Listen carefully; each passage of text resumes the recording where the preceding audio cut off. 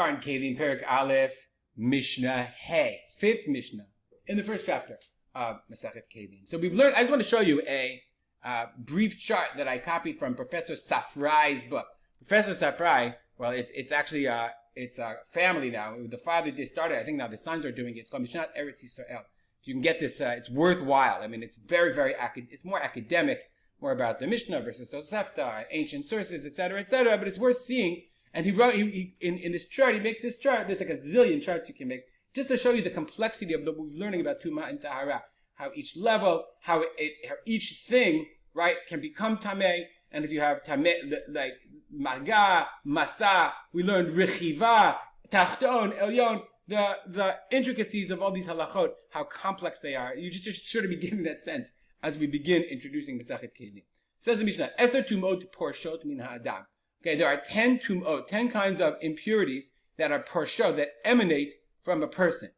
Okay, Mechusar, number one, and it's really, we're making a chart. Mechusar Kippurim. Mechusar, let's look at the Bartunura. Mechusar Kippurim could go on Mitzorah Muchlat, Zav, Baal Shalosh Riyot, a complete Mitzorah or a Zav. All these people that they Tavlu ve'eriv Shimshan. We're going to see this in a second. They went to the mikvah. He'erav Shemesh means they waited until the night, which is a requirement when you're a Tameh, you have to wait till the night. But they didn't yet bring their korbanot. So they're mechusar, chaser, they're missing their kippurim, their atonement. So in that case, since they just haven't brought their korbanot yet, asur b'kodesh, umutar b'trumat u'maser. So they can't eat kodesh, korbanot, but they can eat trumat and maser. That's level one. Number two, chazar, we'll go back, not this person, but chazar liot tvul yom. A person then will go back to the level of tvul yom. Tvul yom is the person who went to the mikvah, but he didn't have what's called He'erav Shemesh. He'erav Shemesh, he didn't wait until the night. Okay, he went and he didn't go to the mikvah. He didn't wait till the night. Asur b'kodesh, u'b'truma. He can't eat kodesh or truma. Umutar b'maser, and he's mutar b'maser. It reminds you of the first Mishnah in Masechet Brachot. When do you recite Kriyat Shema me'ematayim b'shah shel kohanim nechasim le'echol b'trumatam. Okay, that's what because they were tvulei yom. Chazal liot Baal Keri, regular Baal Keri, meaning he didn't go to the mikvah yet. Asur b'shloshtam, you can't do any one of those three things. You can't eat truma or maaser or kodshir. Chazal liot bo'el nida, the person is a bo'el nida, he had relations with a woman who's a nida. Metamei mishkav tachton ke'elyon. Then he's tamei mishkav tachton ke'elyon. We learn what that means, but if he's on top of these mattresses, the bottom mattresses, like the top mattress, all those mattresses, that's tum'at. I think we called it mishkav. Chazal liot zav shira'ah shtei riyot. If you become a zav that saw two riyot, two emissions, so he's what's called zav katan. He's not because of zav gadol. He had emissions, nocturnal emissions, but not seminal emissions. There's some kind of other emission. I really don't know what it is, but they knew what it was. So if you saw 2 days in a row, you're still you're still called a minor zav. Okay, then you're matamei mishkav umoshav. Okay, you're either your thing you lied on or the thing you sat on, even if you didn't touch them. If you're sitting on above it, then you're mitamei b'tzarech biat ma'im chayim. You have to go into ma'im chayim. You have to be tovel in running water. Mei ma'ayan. We're going to see there's a difference in different kinds of waters, different kinds of ma'im that you have to go into. Upatur mina korban. Then you don't have to, but you still don't have to bring the korban. Just to point out what's ma'im chayim. Let's look at the Bartunur for a second. Ma'im chayim, because it says in the zav v'asav b'sarov ma'im chayim. Running water, live water. Aval shar kol hatameim sagiluhu b'mei mikveh. But every other tamei is sufficient for mei mikveh. Nowadays, we don't distinguish between all different kinds of tumah. All we have is the mikveh. We don't distinguish between ma'im chayim or mei mikveh. But if you were aware, they knew the levels of tumah. And they knew how sophisticated it was. Ra'ah shalosh. If you saw 3 days in a row, then you become a zav gadol or zavah gadolah.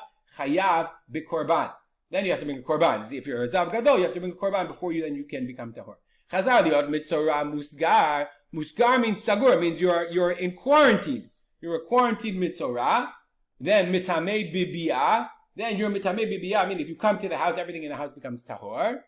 But upatur mina priya umina prima umina tiglachat umina tziparim. But if you're in quarantine and then you're tahor, fine. Yes, you have to go to the mikvah and everything in the house is tameh. But you don't have to do priya. You have to do priya and prima are tearing your clothes and letting your hair grow out. And then after you're done, tiglach, they shave all your head, and you have to do korbanot, bird korbanot. So you don't have to do all that. But If after the days of quarantine, the Kohen comes looking, you guys, oh my God, you got tzara, then you have to wait another 7 days, and chaya b'kula, and then you have to do all that whole process of wait to 7 days, and you have to let your hair grow, and tear kriya, and that's priya and prima, and tiglachat and siporim. So I want to make sure I translate them exactly correctly. Right, the Torah says, b'gadav yu prumim, prima is tearing your clothes, and rosho ye parua, and that's not taking a haircut. Fine. That perash mimenu ever she'ena la basar kera'ui. Let's say a person, lo aleinu, he loses a limb, but he doesn't have sufficient flesh.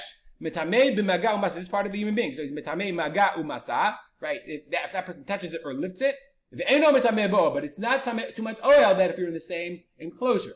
V'im yesh ala basar kera'ui. But if it does have basar kera'ui, enough flesh, metamei b'maga umasa u'be'ohel. Then it's metamei whether you touch it or carry it, whether you touch it or not, or ohel. Shiur basar kera'ui. How much is basar kera'ui? Kedei la'alot aruka. That's a very interesting term. Meaning, it's a shi'ur that the basar, that the aver, the limb, could have then regenerated or healed. Rabbi Yehuda says, Im yesh b'makom echad, k'dei la'kifo b'chud harev. There's enough flesh in one area to circumvent, to go around the limb, the finger, the arm, or whatever. Yesh bo la'alot aruka. Then there's enough for it to have. That's enough basar in order for it to be healed. Okay, it's la'hakifa b'chut erev. Chut erev. Erev is from the term sheti and arev. It's the warp or the womb. I don't know whether it's one of those